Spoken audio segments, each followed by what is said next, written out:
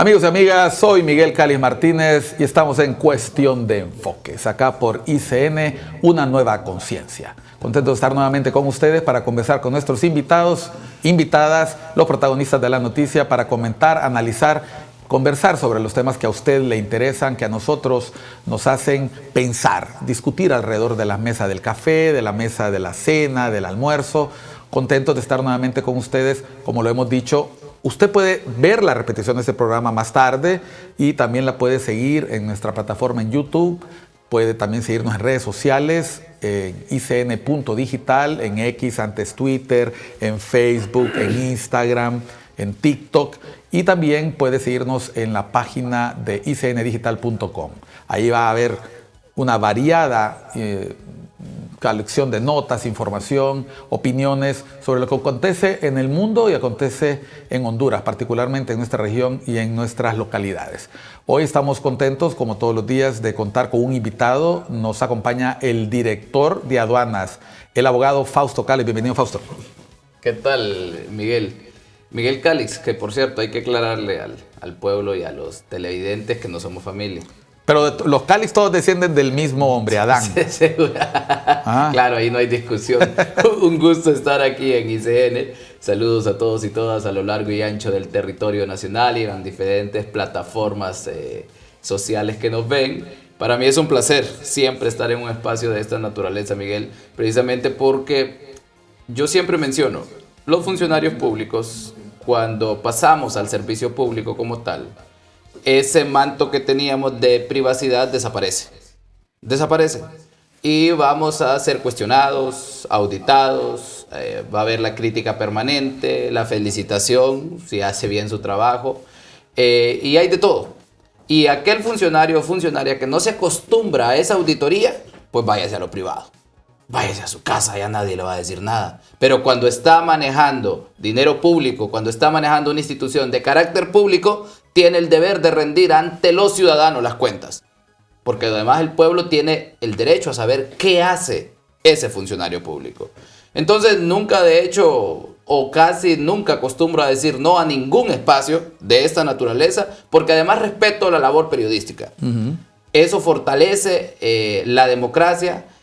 Cuidar la libertad de expresión es fundamental en cualquier país para el fortalecimiento de la democracia. Así que es un placer estar aquí. Miren qué interesante que Fausto, vamos a tratarlo así, con el nombre de pila. Nos conocemos desde hace varios años, precisamente en el seno de la universidad. Yo conocí a Fausto cuando era voy a decirlo así, un aguerrido y sesudo dirigente estudiantil. Ya vamos a explicar por qué. Y yo tengo un guión. Tú sabes que nosotros normalmente tenemos una lista de puntos a conversar, y iba a empezar por otro tema, pero aprovechando que lanzaste la información sobre el rol del funcionario público, la actividad pública es precisamente para beneficio colectivo. La comunidad tiene derecho a saber lo que hacen sus funcionarios.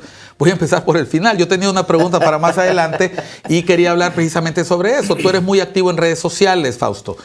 No solamente es un signo de tu generación, es una generación que nace en la digitalidad, que para la cual las redes sociales no son algo excepcional, son normales. Y yo recuerdo muy bien que tú nunca has perdido oportunidad para aprovechar las redes sociales, los espacios de comunicación, incluso en tiempos en que no era tan fácil. Yo recuerdo haberte hecho una entrevista en la radio cuando nadie te abría los espacios, te habías confrontado al poder en ese momento en la universidad.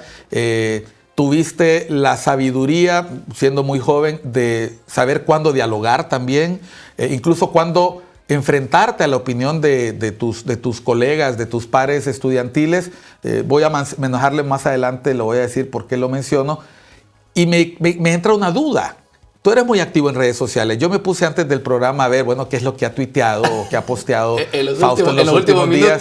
No, en los últimos días. Y es impresionante porque hay una combinación entre difusión institucional, lo que hace la Dirección de Aduanas, lo que están haciendo, posicionarse sobre una conmemoración, por ejemplo, los días de violencia en contra de la violencia contra la mujer, y también hablar de lo que están haciendo con el Ministerio Público para combatir la defraudación fiscal. Luego aparece una opinión de Fausto Cálix en su rol de miembro de Libertad de Refundación, opinando sobre un tema político, y más adelante replicando alguna información de otro comunicador, una noticia que tal vez a ti te interese, de paso haciendo un amago ahí con la oposición, cuestionando.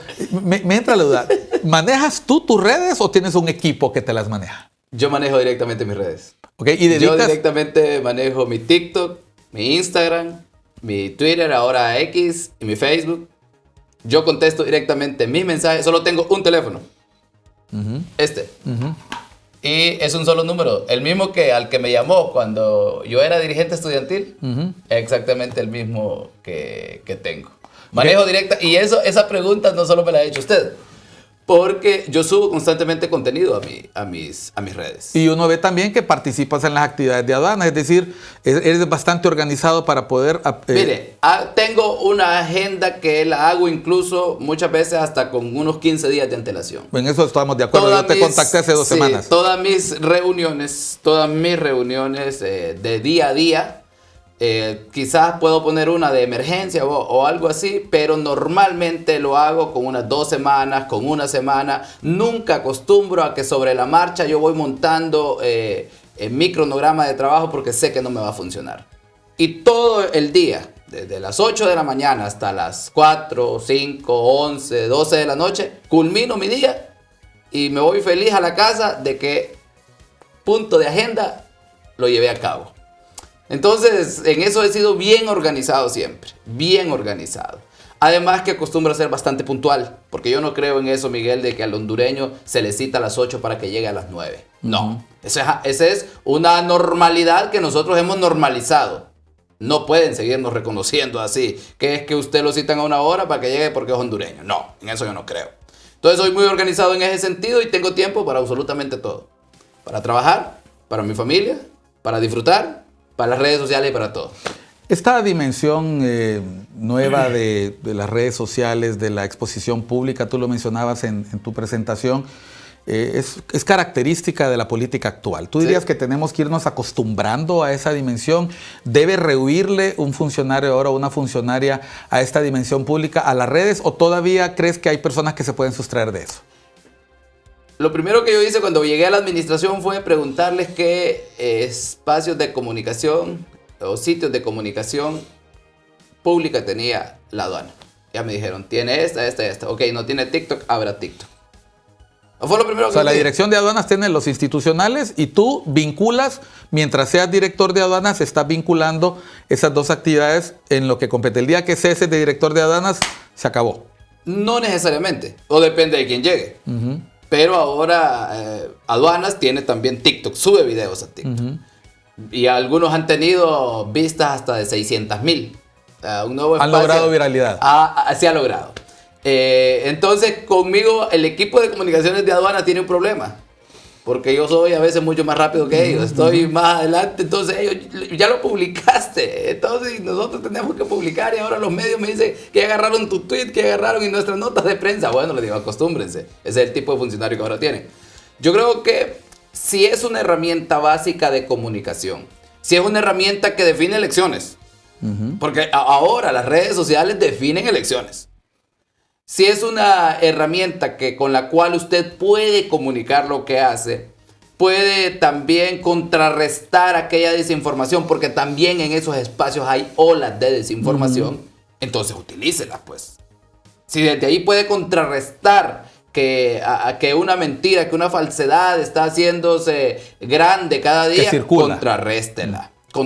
Entonces, por eso yo siempre menciono, aquel funcionario que le rehuya a esos espacios, váyase para su casa.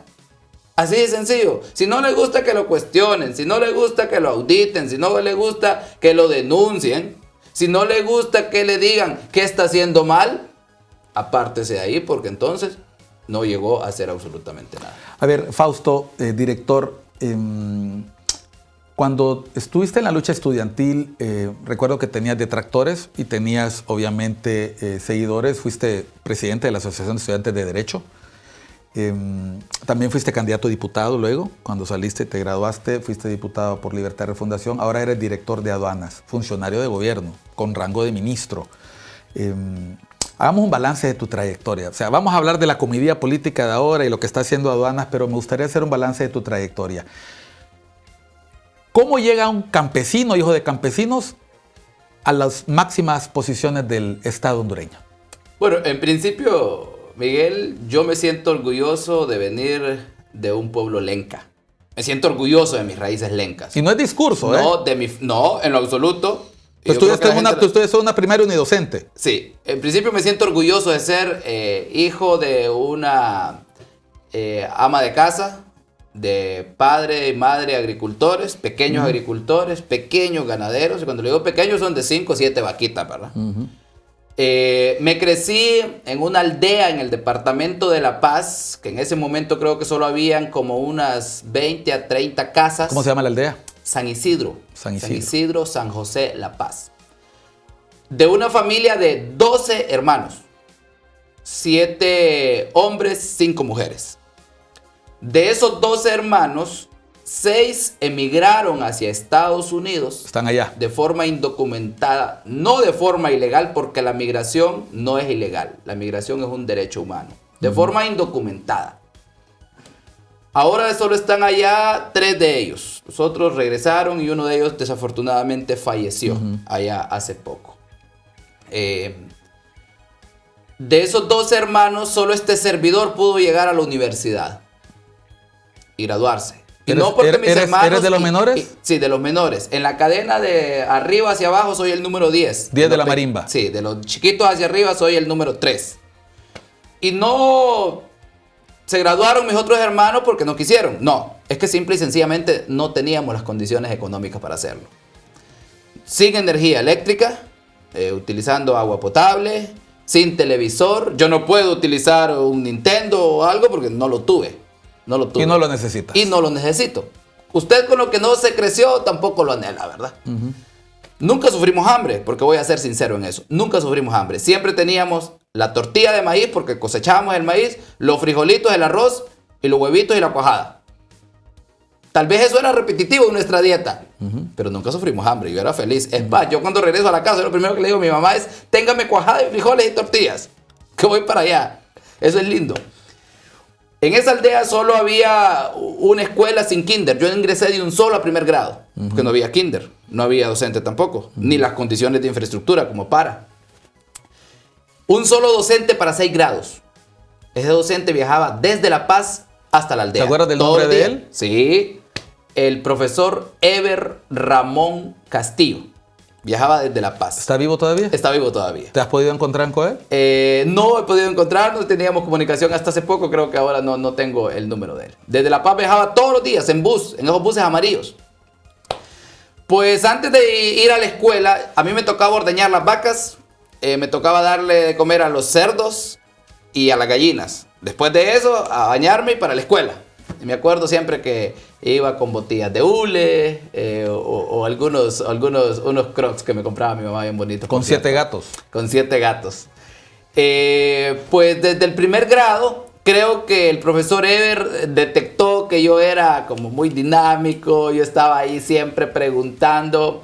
Saqué excelencia académica, me entregó un diplomita bonito. Ese acto simbólico para mí era... Inolvidable. Era inolvidable, ¿verdad? Entonces me acuerdo que le dijo a mi mamá, porque mi mamá me cuenta, este cipote no tiene que dejar de estudiar. No sé usted cómo va a ser, porque sabía las condiciones económicas de mi familia, pero no tiene que dejar de estudiar. Mi mamá, Miguel, apenas sacó 6 meses en una escuela nocturna aquí en Tegucigalpa cuando trabajaba. Y esos 6 meses le bastó para aprender a leer y a escribir y a ser una gran administradora de los bienes del hogar. Entonces salgo de la escuela, obviamente no teníamos dinero para que me envíe todos los días hasta Marcala al colegio, porque era el colegio como más cercano y mejor que había y público. Entonces, ¿qué hicimos? Me fui al sistema de educación media a distancia.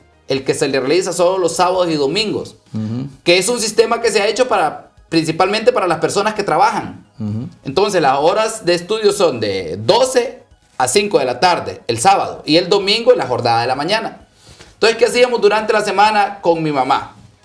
Teníamos una pulperillita que ahí sigue, que se llama Pulpería Lorena, que lleva el nombre de mi hermana pequeña, y vendíamos huevitos de las gallinitas que teníamos, vendíamos el litro de leche de las vaquitas, la libra de cuajada, íbamos a sacar plátano, yuca, malanga, la parcelita.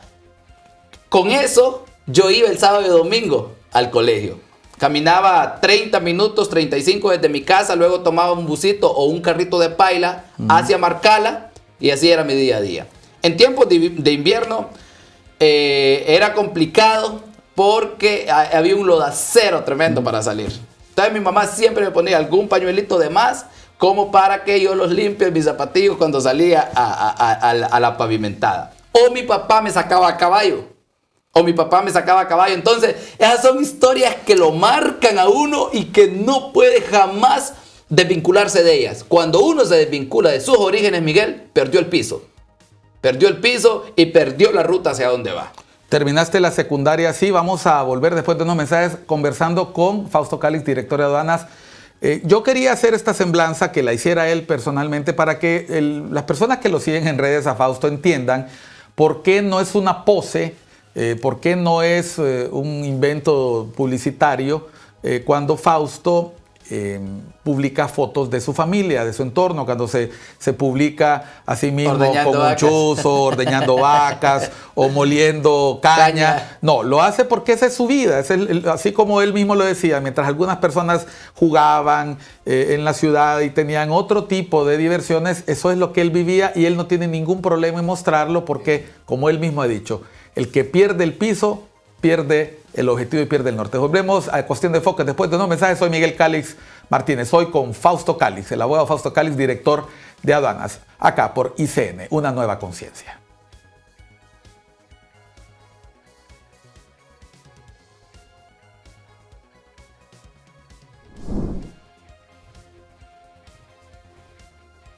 Continuamos en Cuestión de Enfoques acá por ICN, Una Nueva Conciencia. Hoy conversando con el director de aduanas, el abogado Fausto Calix. Conversábamos antes de irnos a la pausa sobre los orígenes, la trayectoria del abogado Fausto Calix, de dónde viene él. Hablaba del pueblo de San Isidro, de la aldea de San Isidro, cerca de Marcala, desde donde él ha tenido una trayectoria rápida, si lo vemos en comparación con otros funcionarios. Muy joven, él llega ¿con qué edad llegaste a la dirección 26. de aduanas? Que por cierto, el director más joven con rango de secretario de la presidenta. Que por cierto se criticó en su momento ese nombramiento. ¿Y qué dijo? ¿Sabe? Ese cipote de eso. Ajá. ¿Y qué va a ir a hacer? ¿Y dónde está la experiencia? Entonces yo les dije, con resultados les vamos a demostrar. Eres abogado. Abogado. Antes de irnos a la pausa, mencionaste que concluiste tus estudios. Concluí mi secundaria en el sistema de educación media a distancia. ¿Y cómo llegas a la universidad? Esa fue la gran pregunta que yo le tuve que hacer a mi mamá, porque ya el bachillerato ya lo hice todos los días. Ajá. Me compraron una moto. Recuerde que algunos de mis hermanos estaban en Estados Unidos. Exactamente. Entonces había remesa. Ellos fueron, hubo la remesa y entonces ellos fueron los que ayudaron un poco, pero la que más se fajó en todo esto fue mi mamá. O sea, no sé cómo. Fausto Calix sabe andar en moto. Claro. Ok. Claro. ¿Y a ibas caballo? ¿A caballo? En moto. ¿En buey? En buey, aunque siempre fue un anhelo de que mi papá ¿Bicicleta? tuviera también. Y aprendí en una bicicleta grande de mis hermanos, porque no teníamos dinero obviamente para que me compre una pequeña, en medio del... ¿Se acuerda que las bicicletotas aquí, un tubo grandísimo aquí, otro aquí? Entonces nos metíamos en medio así con mi hermano y así aprendimos. O sea, cuatro en una bici, tres en una bici. Fausto, ¿cómo llegas a la universidad? Luego, pues eso yo tengo que preguntarle a mi mamá. Porque yo ni siquiera sabía que iba a estudiar. Fue un tío que una vez me vio las notas y me dijo, mira, para las cuestiones contables de matemáticas no te va muy bien. Pero lo teórico sí. Entonces, pero ya tenía yo a esa altura un desenvolvimiento. Fui presidente del gobierno estudiantil de mi escuela. Fui presidente del gobierno estudiantil municipal. Luego en el colegio también estuve dentro de la junta directiva. Entonces mi tío por ahí me dijo, yo creo que vos tenés que ser abogado. ¿Cuándo se te mete, estando ya en la Universidad Nacional Autónoma de Honduras, en la Facultad de Derecho, en la Facultad de Ciencias Jurídicas, cuándo se te mete el gusanito de quiero ser presidente de la Asociación de Estudiantes de Derecho? Fue bien interesante porque yo llego a la universidad en el 2013. Por cierto, fue la primera vez que yo conocí Tegucigalpa, porque no había viajado. A finales del 2012 conocí cuando vine a hacer la prueba de aptitud académica. Me pareció aquello fabuloso, ¿verdad? Salir allá de una aldea y venirse a encontrar con la ciudad, un choque tremendo, ¿verdad? Entonces, en 2013, desde inicio, yo escuchaba algunos hipotes que se iban a las plazas de la universidad, la Plaza de las Cuatro Culturas, edificio A1, y se ponían con un micrófono, y yo me iba a escuchar. ¿Qué dicen? Eran 4 o 5 cipotes. Y después yo me iba a preguntarles directamente, ¿y por qué es lo que ustedes pretenden pelear? ¿Qué es? Explíquenme. Entonces así fue, y me dijo, allá en Derecho nos hace falta personas. Y así fue como yo me empecé a organizar allá, a conocer los órganos de gobierno de la universidad, los órganos de autogobierno, y finalmente formar un movimiento al interno de la facultad, posteriormente para convertirme en presidente de la Asociación de Estudiantes de Derecho. Pero fue así, sentándome a escuchar a aquellos hipotes que estaban a través de un micrófono, qué alegaban, qué decían, qué demandaban.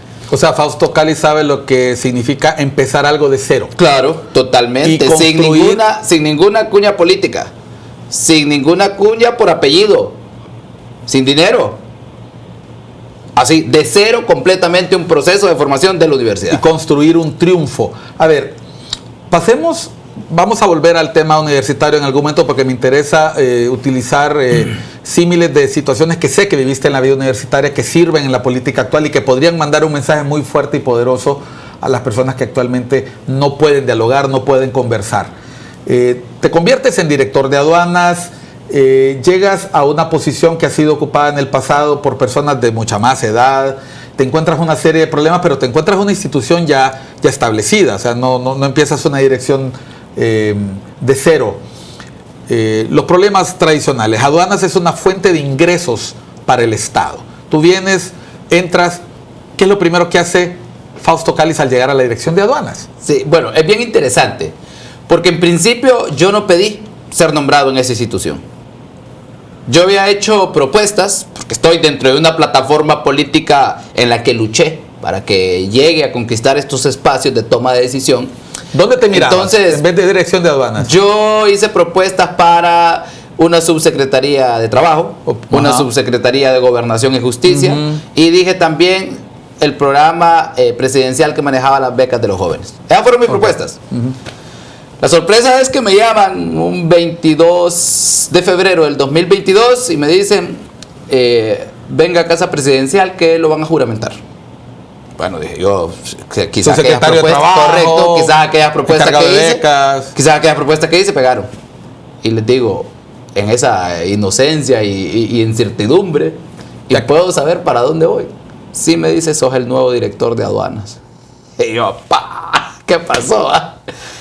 Y luego, en un evento público, nuestro coordinador, el expresidente Zelaya, dice así categóricamente: a Fausto lo pusimos en aduanas con la presidenta porque él no pidió aduanas. Porque quien pide aduanas detrás de algo anda. Así lo dijeron. Después entendí por qué. Efectivamente.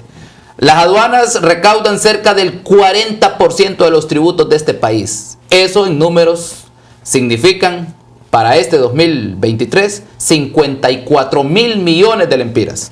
Para el año pasado significaron 50.000 millones de lempiras. Te dije que íbamos a entrar en materia en el segundo segmento. Eso es lo que queríamos. Entonces, llego a la aduana y lo primero que hago obviamente es empezar a conocer al personal desde los puestos de dirección, las administraciones de las aduanas del país, cuántas aduanas habían, cuál era el impuesto mayor que se recaudaba, cuál era la estructura organizativa. ¿Cuántas aduanas en el país? 26, entre marítimas, aéreas y terrestres. 26 aduanas. 26 puntos aduaneros. 26 puntos de ingreso. 26 puntos de ingreso. 26, de ingreso de recursos y de fuga de recursos. Y de fuga de recursos. Defraudación y evasión fiscal. Correcto. Porque además de eso hay cientos de puntos ciegos y un montón de ciegos en los puntos también. Las aduanas, por esa naturaleza, porque se maneja tanto dinero, alrededor de 150 a 200 millones diariamente, ha sido también la gallina de huevo de oro para muchos pícaros y pícaras. Ahí han salido millonarios un montón de sinvergüenzas que utilizaron esa posición pública para sus intereses individuales. 15 días tenía yo en el cargo cuando a través de una persona del partido me dijeron: te va a llegar un amigo con 3 melones. Le digo: decirle que llegue, pero que a la vuelta de la esquina va a tener a la ATIC y al Ministerio Público para enviarlo enchachado a Támara. Luego otra persona me hizo una propuesta de una casa en Omoa, allá en las playas de Omoa. Creo que fueron así unas 3 propuestas que realizaron, pero cuando vieron la determinación y el carácter y esos principios y valores que a uno le enseñan desde el seno del hogar, no la siguieron haciendo porque sabían que no iban a tener un final feliz. Entonces, identifiqué una institución corrupta, además, con los vicios bien incrustados dentro de la institución. Y a raíz de eso es que empezamos a hacer denuncias públicas, a desvincular a personal que tenía claras indicios de irregularidades y que no bastaba con una simple acción administrativa, sino que enviarlos al Ministerio Público, a empezar a denunciar a empresas defraudadoras y evasoras del fisco, que a esta altura hemos denunciado más de 13 que superan los 400 millones de lempiras. Y en ese sentido fue conocer una institución para tomar las determinaciones, porque tampoco me llegaba de todo tipo de información y de todo lado. Naturalmente, si uno actúa por esa emoción del momento, fracasa. Uno tiene que conseguir información de todos lados para poder hilvanar una línea y decidir qué acción va a tomar. Y eso fue lo que hice, justamente. Conocer la institución, poner en los puestos gerenciales a personas de confianza y que tengan la capacidad para poder estar ahí. Y ahora los resultados son evidentes dentro de nuestra institución. Tú dijiste que cuando te nombraron para el cargo te cae por sorpresa, tú no habías pedido aduanas. Hemos sabido que en el caso de Libertad y Refundación ha habido una demanda de puestos desde el partido.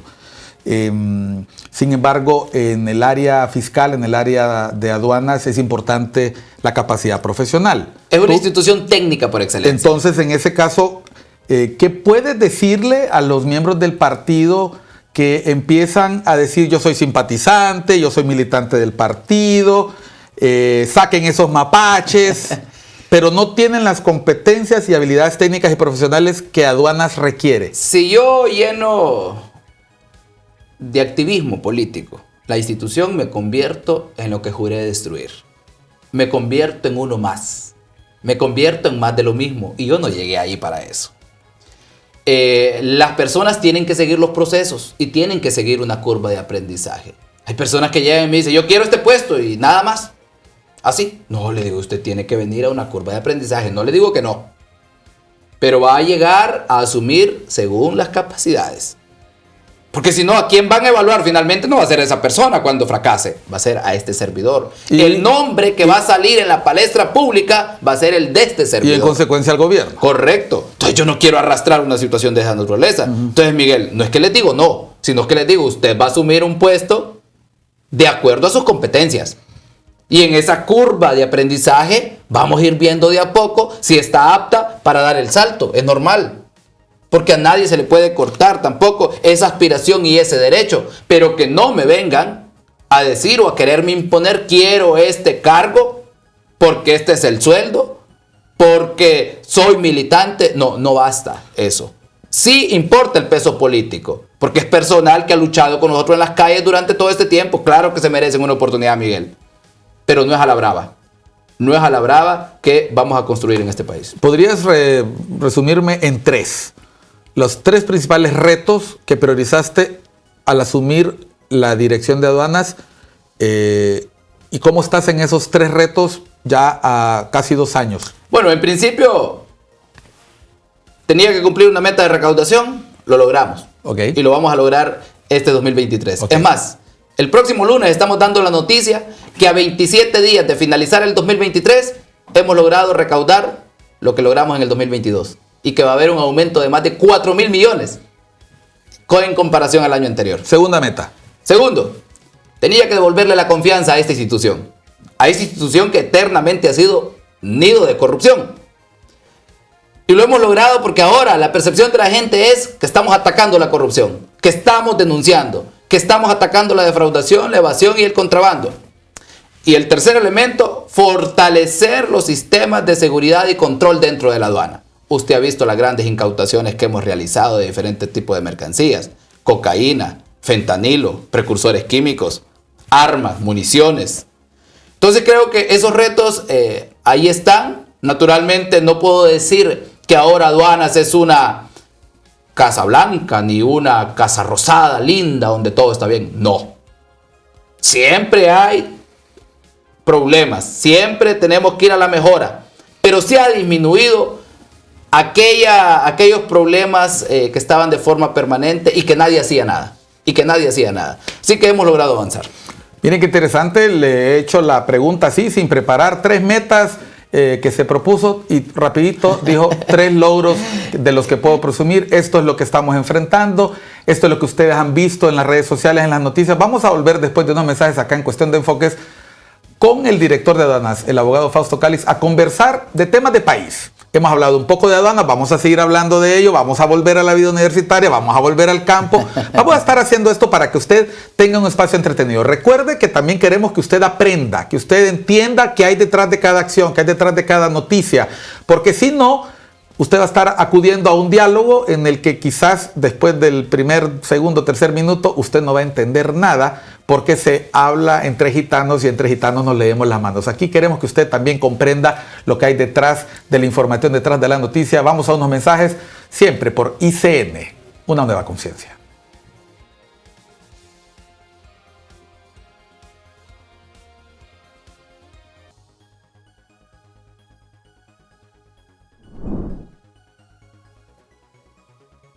Estamos en Cuestión de Enfoques, acá por ICN, una nueva conciencia. Hoy con el director de aduanas, el abogado Fausto Cáliz. Estamos conversando sobre lo que él hace en aduanas, en la dirección ejecutiva de aduanas, ¿es verdad? Dirección ejecutiva. Ejecutiva de aduanas. Y conversamos antes de la pausa sobre las metas que él se impuso como director de aduanas, su trayectoria, y hablábamos en la pausa mientras volvíamos de esa práctica que se vuelve común para ciertas fechas, por ejemplo la Navidad, que llegan canastas navideñas, llegan obsequios. Todas las áreas de mercadeo de todas las empresas tienen como práctica enviar obsequios, por si usted no lo sabe. Me comentaba una exfuncionaria de gobierno que ella recibía 15, 20, 30, 40 canastas y son tantas que al final la gente las regala porque no puede con ellas. Siempre son demostración del espíritu navideño. Normalmente se tiene esa práctica de mercadeo. Son demostración de espíritu navideño. La gran mayoría, existe la práctica, Fausto, existe la práctica. De hecho, las empresas nosotros recibimos de nuestros proveedores ese tipo de detalles, pero nosotros entendemos que no es a cambio de una contraprestación. Claro. Hay instituciones en otros países que tienen dentro de su código de conducta totalmente prohibido recibir. Usted intente mandarle, le voy a poner un ejemplo, un obsequio a la embajadora de Estados Unidos y ese obsequio viene de regreso. Igual a las embajadas, viene de regreso. ¿Cómo ha sido en el caso de aduanas? O sea, tú recibes dádivas, obsequios. ¿Qué instrucción tienen los empleados? No, en aduanas yo di la instrucción y a nivel de las aduanas, a nivel nacional, porque antes se llenaban de ese tipo de regalitos, obsequios, y muchos que iban quizás con recordatorios de ciertos casos o con ya una condicionante a cambio de qué. Yo les dije, les prohíbo recibir ese tipo de cosas. Y si las reciben, ahí en el momento las reparten con todos sus empleados. O la llevan a las personas que necesitan en la calle. Así ha sido. Y esto me lo puede desmentir o cualquier persona dentro de la institución. ¿Es una instrucción verbal o hay una circular? No, es una instrucción verbal. Una instrucción verbal. A nivel de aquí de la dirección, cuando han llegado ese tipo de regalos, ahí muchas veces enfrente de ellos les digo, mire que trajeron este montón de cosas, aquí abrámosla para ver qué tiene. Si hay una carta, ¿sabe qué hago muchas veces? Ahí la leo enfrente de ellos. Que llegan así en sobrecitos. Porque un sobre puede significar cualquier cosa. Puede significar una carta, puede significar un cheque o lo que sea. Entonces, el comprobante de una transferencia. También. Entonces la abro enfrente de ellos. Les digo, yo no tengo nada que ocultar. Ahí está. Y lo saben las personas de la oficina, con las más de 10 personas que trabajo ahí directamente en dirección. Entonces, me dice, abogado, viera cómo se llenaba antes aquí de canastas y obsequios y todo. Yo lo he prohibido. No las necesito. Gano bien como para poder comprarme cualquier cosita que llegue en una determinada canasta. Y ojo, no es que la gente que hace eso, muchas con buena fe, lo he dicho, es una práctica de mercadeo. Muchas con buena fe lo puedan seguir haciendo. Pero en mi caso no considero ético. No es una conducta que yo considero bien. Porque usted agarra primero una canasta, después agarra dos. Entonces estás diciendo ahorita frente a cámara, no pierdan el tiempo mandando nada a aduanas. Sí, no pierdan el tiempo armando canastas, ni regalitos, ni nada. En lo absoluto. Yo me conformo con un mensaje, con una llamada. Eso para mí es suficiente. No necesito que lleguen con dádivas. ¿Una bandeja de torrejas? Si es de Sabana Grande y me la trae una persona que no pasa contenedores en aduana, yo la recibo. Fausto, hablemos del funcionario, hemos hablado al inicio del Fausto Calix activo en redes, hablemos de los 2 años del triunfo de la alianza que lleva al Poder a Libertad Refundación, al PSH, al Pino SD, a Honduras Humana. ¿Cuál es tu valoración sobre el camino que han recorrido al frente del país? Bueno, para empezar, Miguel, no ha sido nada fácil para nosotros enfrentarnos en esta nueva etapa de gobierno con un país que lo encontramos hundido en el 74% de pobreza. 74% de pobreza. Que no va a salir de esa realidad en 2 años, en 4, ni en 8. Apenas se pueden volver a sentar las bases o los cimientos para. No pensamos venderle una alegría que no va a suceder al pueblo hondureño. Porque hay que ser sincero. ¿Necesita Libre estar 12 años en el poder para revertir la pobreza? Necesita estar un modelo de gobierno que haya iniciado en esta línea y esta lógica que ha iniciado Libertad de Refundación. Porque ¿quién va a garantizar que gane un segundo triunfo o un tercero? Es el pueblo. Y es el que nos va a evaluar. Yo aquí no vengo ni voy a pretender decir necesita continuar. No. Un proyecto de esta naturaleza, si se logra comunicar bien y si el pueblo ve los resultados, es básico que continúe en esa misma línea. Voy a aprovechar lo que acabas de decir porque voy a volver al tema de la evaluación de estos 2 años. Tú has dicho que ha sido difícil. Yo recuerdo que cuando tú fuiste presidente de la Asociación de Estudiantes de Derecho, ustedes habían adoptado esta práctica que se ha vuelto tan común ahora de suspender las clases como una medida de presión.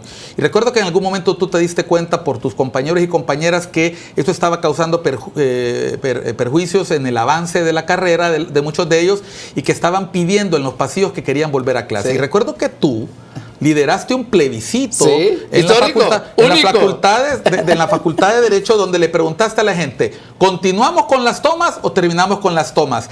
Y ganó la opción que quería volver a clases. Y defendí esa postura. Y lo que hizo el movimiento... En contra de toda la postura del movimiento. Y lo que hizo el movimiento fue declararte non grato, hacerte la contra y tú defendiste la opinión de tus compañeros. ¿Es exactamente a eso a lo que te refieres? ¿Es el pueblo el que debe decidir? Exactamente. Siempre hemos dicho que el pueblo debe decidir. Siempre escuchamos que la voz del pueblo es la voz de Dios y que el soberano manda. Pero cuando da algo contrario a nosotros, no. Entonces, eso no es ser coherente en la vida. Y esa coherencia la mantengo desde mi familia, la mantengo desde los espacios universitarios y la voy a seguir manteniendo. Yo me acuerdo muy bien de esa encuesta que levantamos en la Facultad de Derecho y que perdimos. Sin embargo, me tocó asumir una posición y defender lo que el estudiante había dicho en una urna. Y así voy a hacer siempre. Si la población hondureña en un próximo periodo, en elecciones libres, legítimas y transparentes, dice: yo no quiero apoyar a este proyecto, hay que respetarlo. Las encuestas de opinión han valorado el desarrollo del gobierno de Libertad de Refundación. La alianza ya no es lo que era en su momento, el PSH se ha distanciado. ¿Cuáles crees tú que han sido los obstáculos que ha enfrentado el gobierno que han hecho que esa curva de confianza los tenga en las encuestas en este momento no en una posición tan satisfactoria como al inicio de la gestión? Bueno, en principio, Miguel, que las encuestas solo son un instrumento de medición. Son una fotografía de un momento. De un momento. Y de un momento muy corto. Porque mañana usted hace una acción que revierta eso y la encuesta se pudo disparar a otro lado. Entonces, yo en las encuestas, yo nunca me decanto por ellas. Las veo, sí, porque de alguna forma le pueden marcar un parámetro de mejora y uno identifica, por aquí me están diciendo, hay una percepción que aquí estoy haciendo algo malo. ¿Tú le pedirías a tus colegas de gobierno que si ven los números de las encuestas, no maten el mensajero, que vean lo que dice el mensaje? Totalmente, vean el mensaje. Y además toda encuesta, ojo, tiene su interés. Toda. Aquella que sale a favor y aquella que sale en contra. Por eso yo no me detengo en eso jamás. Sí las veo. Porque digo, algo está pasando con este grado de percepción. Porque la encuesta lo que hace es medir percepción. Entonces, uno debe tenerla ahí como un instrumento más de medición, pero no catalogarla como una verdad. Porque hay mucha gente que ese es el gran error. Que las agarra y dice, pucha, y esto es lo que nos está pasando. No, mentira, es la fotografía de un momento tal y como usted lo ha dicho. Entonces, 2 años de gobierno, un país con el 74% de pobreza, que viene de ser gobernada a la cabeza con un narcotraficante, que ahora está siendo procesado en Estados Unidos, con la corrupción institucionalizada, con el crimen organizado mandando dentro de las instituciones de nuestro país, no es nada fácil que en 2 años se desbaraten esas estructuras. Entonces, obviamente se han tomado grandes decisiones. Hoy por hoy, más de 1 millón de hondureños no pagan energía, precisamente porque está subsidiada por el gobierno. Hoy, cada persona que va a comprar un galón de combustible, por cada galón el gobierno le está subsidiando 10 lempiras desde el año marzo de 2022. Eso a la fecha ya son más de 11,000 millones dejados de percibir a través de aduanas. Están calando en nuestros tributos, pero no está calando en la bolsa del hondureño. El bono tecnológico, el bono cafetalero, la reconstrucción del sistema carretero a nivel nacional, que usted va y pasa en diferentes zonas del país y ve aquellas máquinas de la CIT trabajando en carreteras primarias, secundarias de nuestro país. El tema de los caminos productivos que se descentralizó con las municipalidades, que ha sido un éxito rotundo. La recuperación de empresas públicas como la ENE, que ya no está prácticamente amarrada a un consorcio privado, que no hizo absolutamente nada y que ahora vemos a una ENE manejándola desde el sector público y está funcionando a pesar que hay todavía ahí grandes debilidades y grandes retos por delante. La derogación de los fideicomisos, que era la corrupción pública privada entregada en cajas privadas, cuando el Tesoro Nacional se debe manejar desde la cuenta única del Estado, que es la Secretaría de Finanzas. Haber recuperado eso es una de las grandes decisiones.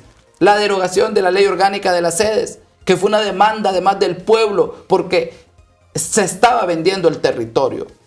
Y así le puedo hablar de las tantas decisiones que ha tomado este gobierno, de las 12,000 centros educativos que encontramos destruidos. Ya se han reparado más de 1,300. Ahorita con fondos de China también se va a lograr eso. Ya se inició la construcción de 3 hospitales, uno en Catacamas, otro en Santa Bárbara y el otro en Ocotepeque. O sea, es una realidad lo que estamos haciendo, pero sabe el gran error, y aquí lo voy a decir, y lo he dicho en otros espacios. Gran error del gobierno es la comunicación. No saben comunicar. Y lo que no se comunica, y usted lo sabe, es como que no existe o no lo hizo. ¿Habla el campesino, la gallina cacarea cuando pone huevos? Claro, totalmente, así funciona. Allá en el pueblo sabemos que cuando la gallina cacarea es que ya puso el huevo. Pregunta, Fausto, para irnos a la pausa. Con todos esos... con ese balance que has hecho, las dificultades, los logros, de 1 a 10, ¿cómo calificarías estos casi 2 años de ejercicio? Yo lo calificaría en un 8, siendo muy objetivo, un 8. Y lo haría incluso fuera del gobierno. Porque yo acostumbro, y yo creo que por eso muchas veces no le caigo bien a muchas personas dentro y fuera de mi partido. Porque he acostumbrado a decir las cosas de frente y con la verdad. Cuando sucedían procesos irregulares a lo interno de Libre, yo salía a denunciarlos, a los fraudulentos de mi partido. Y a costa de lo que sea. Porque hay que ser coherente en la vida y sobre todo en la vida política. Bueno, aprovechemos esa franqueza en el último segmento. Vamos a hacer otras preguntas. Ustedes se han podido dar cuenta que hay mucha fluidez en la conversación. Fausto no evade los temas, los aborda, tiene el deseo de comunicar. Él mismo lo ha dicho. Lo que falla es la comunicación. Vamos a volver después de unos mensajes con el director de aduanas, el abogado Fausto Cáliz. Acá estamos comunicando ideas, aquí estamos hablando de lo que pasa y no pasa en el gobierno, de la percepción, cómo se construye esa percepción. En cuestión de enfoques, hay distintos enfoques. y los estamos presentando acá por ICN, Una Nueva Conciencia.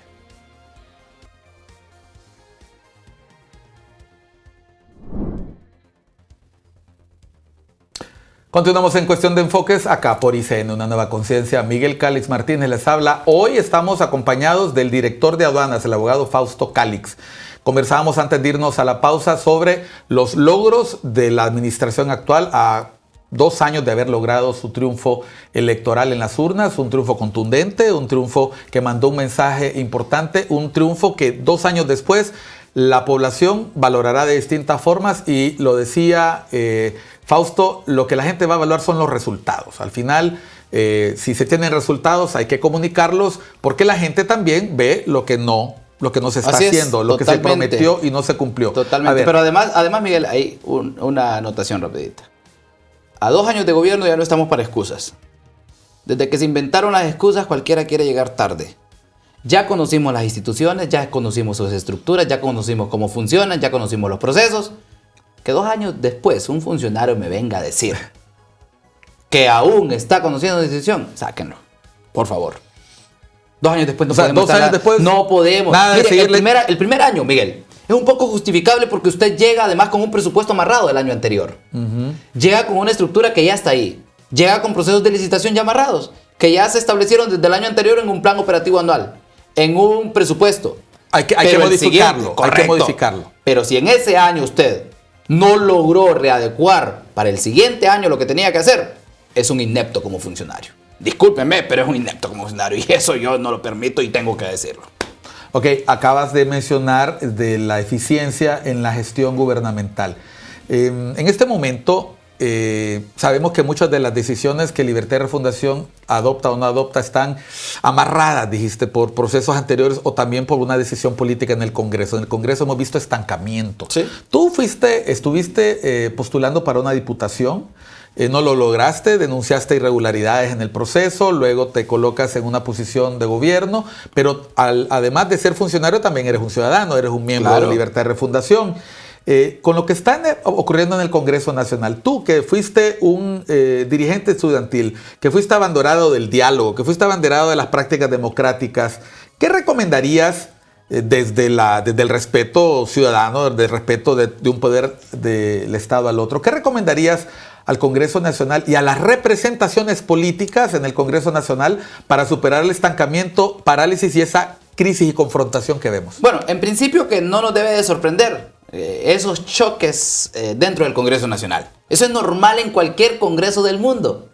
Fíjense que mucha gente dice, ¿cómo es posible que en Honduras pase en ese congreso? ¿Estás pensando en Estados Unidos? No solo en Estados Unidos, pasa en Europa, pasa en el cono sur de la Patria Grande.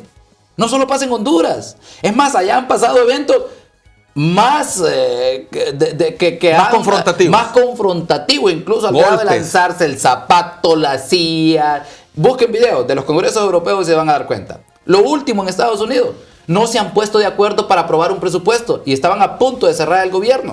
Y quitaron al vocero. Quitaron al vocero, luego de 3 elecciones nombraron al otro. Entonces, es una situación normal porque los congresos son las representaciones de todos los sectores de la sociedad, en primer lugar, y de las distintas fuerzas políticas, a diferencia de un poder ejecutivo, donde está un solo partido político. Tú estás diciendo y aceptando entonces que lo que estamos viviendo en el Congreso es un reflejo de lo que pasa en la sociedad hondureña. Seguramente hay diversos enfoques, pero ¿qué es lo que pasa? Es que un partido político en sí no representa todo el conglomerado. No representa todo el conglomerado, es una pequeña representación de... Cuando yo digo hay representación de todos los sectores de la sociedad, es porque en principio ahí hay abogados, ahí hay médicos, ahí hay agricultores. Hay distintos gremios. Hay distintos gremios y de distintas zonas del país, pero representan o deberían de representar en sentido estricto los intereses de la colectividad. Pero desafortunadamente no es así, representan los intereses de unos cuantos. Y por eso es que ante decisiones fuertes no se ponen de acuerdo. Naturalmente ha faltado el diálogo. Y hay que decirlo. ¿Y quién en principio debe liderar un diálogo? ¿Quiénes están dirigiendo el Congreso Nacional? Hay que ser sinceros. Y que con eso te refieres no ¿Quiénes? solo a la junta directiva, No, sino a las cabezas de bancada. No, cabezas de bancada. O sea, deben de... Si los han puesto como jefes de bancada, si los han puesto en cargos directivos, es porque consideran algún grado de liderazgo. Pero imagínense un liderazgo que no pueda dialogar, que no pueda sentarse, que no pueda ponerse de acuerdo en una mínima cosa. Entonces, ¿de qué liderazgo me están hablando? Por favor, ¿verdad? O sea, el Congreso no puede seguir paralizado. Y hay que decirlo también. No puede seguir paralizado. Hay un montón de temas estancados en ese Congreso. El presupuesto, que es tan importante, una herramienta tan fundamental para la ejecución de proyectos y la ejecución en general del gobierno, y que no esté aprobado a esta altura.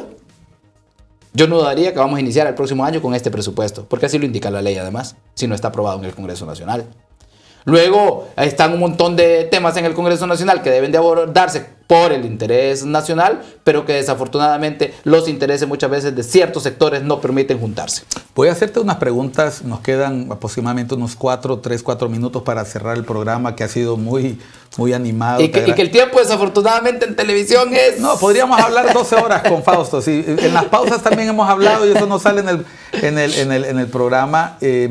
Quería preguntarte algunas cosas, les voy a cambiar el orden. ¿Vas a volver a optar por una diputación? ¿Te interesaría en el futuro?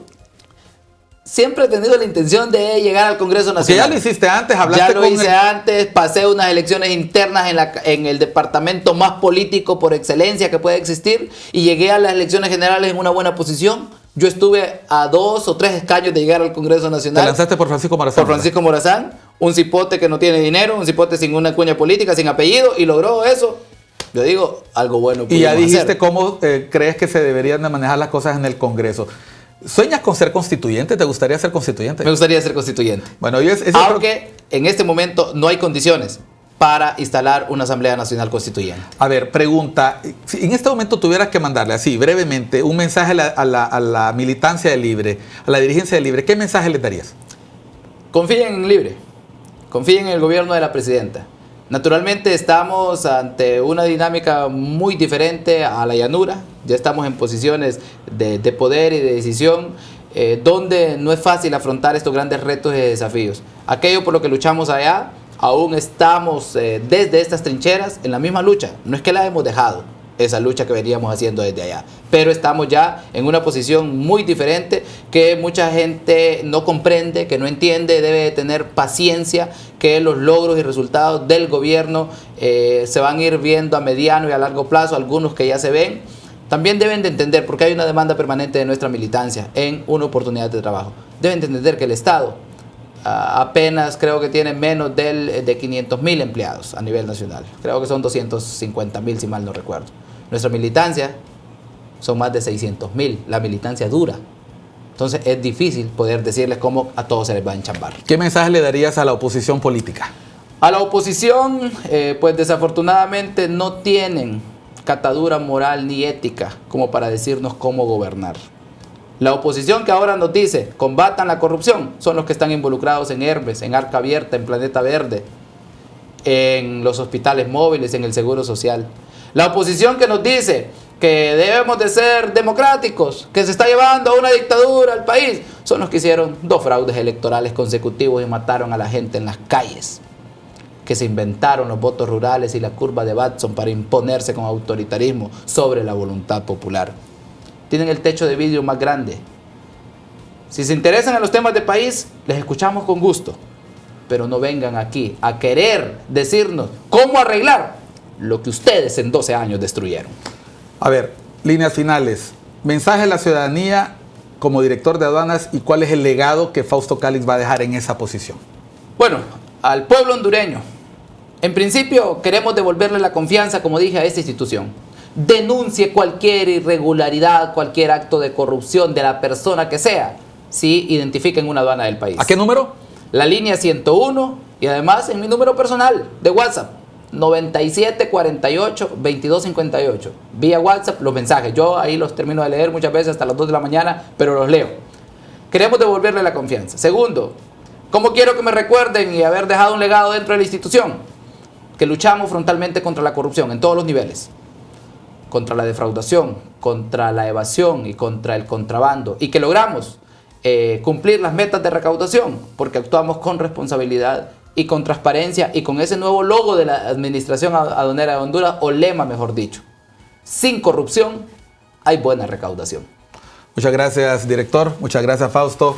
Ya escucharon ustedes al joven de San Isidro, Marcala, La Paz, hoy convertido en director de aduanas, pidiéndole a usted que colabore como ciudadano, como ciudadana, denunciando la defraudación fiscal, haciéndolo de manera activa, colaborando con el trabajo que a todos nos conviene, que es que el Estado cuente con más recursos para que se usen bien y el país salga adelante. Gracias, director. Gracias a ustedes por su sintonía. Recuerde, ICN.digital en las distintas redes sociales, en nuestra página web www.icndigital.com, y también síganos acá por ICN, una nueva conciencia. Soy Miguel Cáliz Martínez. Los esperamos en nuestro próximo programa.